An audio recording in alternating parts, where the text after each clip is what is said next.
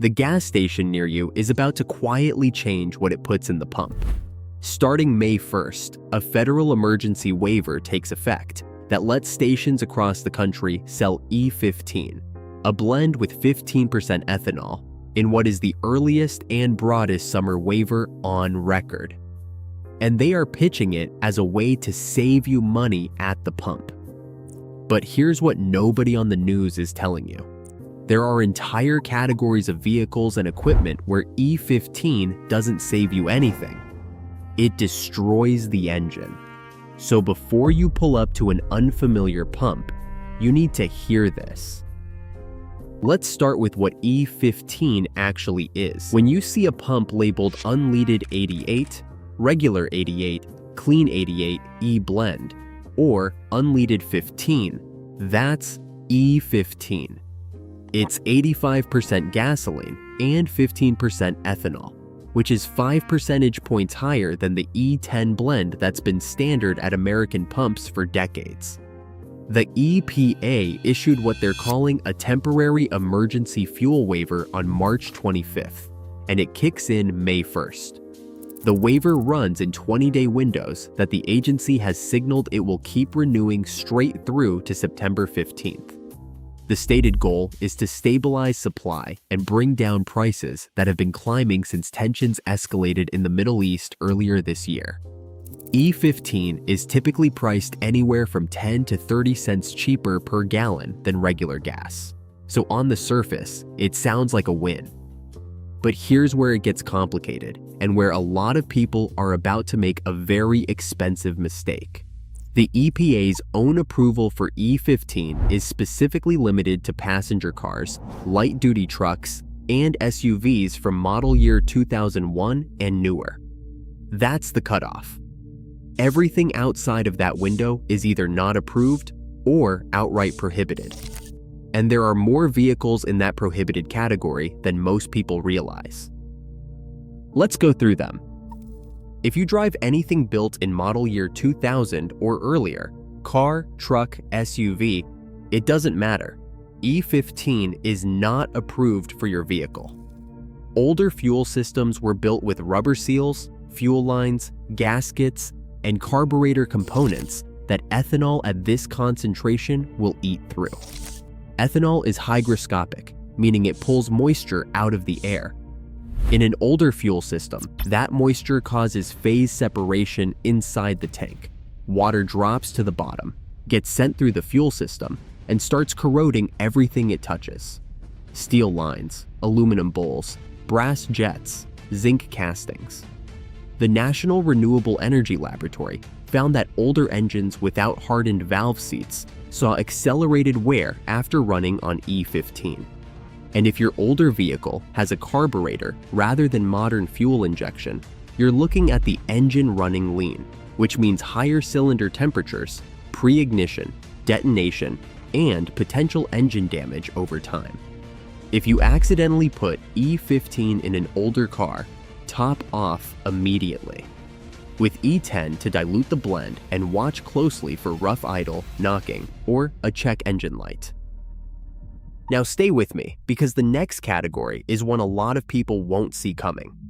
Motorcycles. Every motorcycle, regardless of the model year, regardless of whether it's a brand new bike or a vintage one, is prohibited from using E15. This isn't a gray area. The EPA's waiver explicitly excludes all motorcycles from E15 use. The engines are smaller, the fuel systems are more sensitive, and the higher ethanol concentration can rapidly degrade fuel lines, O-rings, and seals. If you accidentally pump E15 into a motorcycle, drain the tank and refill with E10. Don't just drive it off and hope for the best. And if you think motorcycles are an edge case, wait until you hear what else is on the prohibited list, because this one affects tens of millions of American households. Boats. Marine engines of any kind are not approved for E15. Boats are particularly vulnerable because they often sit for extended periods between uses, and E15 degrades faster than E10 due to its higher ethanol content.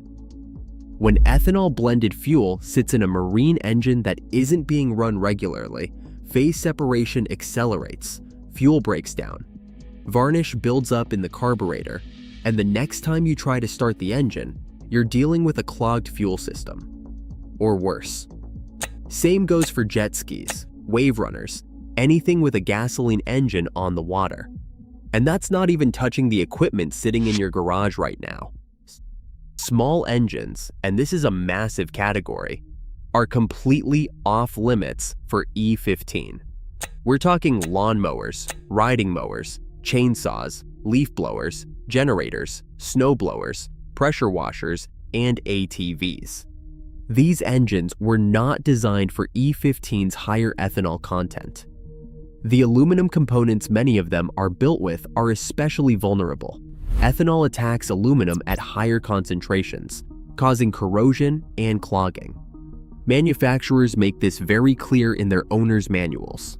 Using fuel with more than 10% ethanol voids the product warranty, straight from the manual.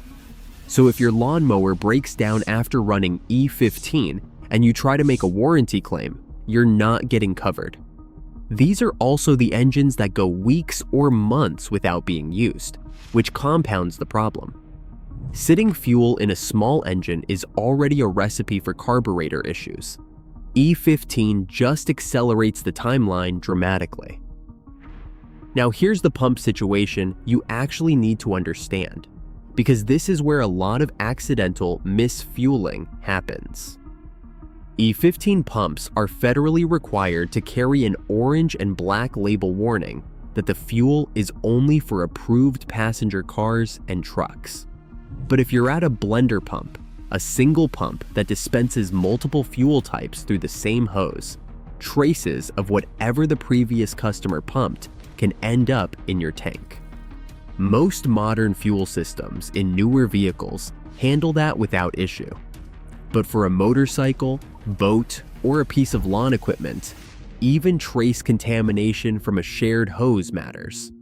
So if you're filling a gas can to take back to the garage or the dock, pay close attention to which pump you're at and whether it's been dispensing E15. Here's the bottom line before we wrap this up. For the majority of drivers in cars and trucks from 2001 onward, the EPA says most of those vehicles will see a fuel economy drop of less than 2% going from E10 to E15. On a vehicle getting 27 miles per gallon, you're looking at about 26.5 instead. The price savings at the pump could offset that depending on your situation. But check your owner's manual. Manufacturers, including, have historically noted they will not cover fuel-related warranty claims tied to E15.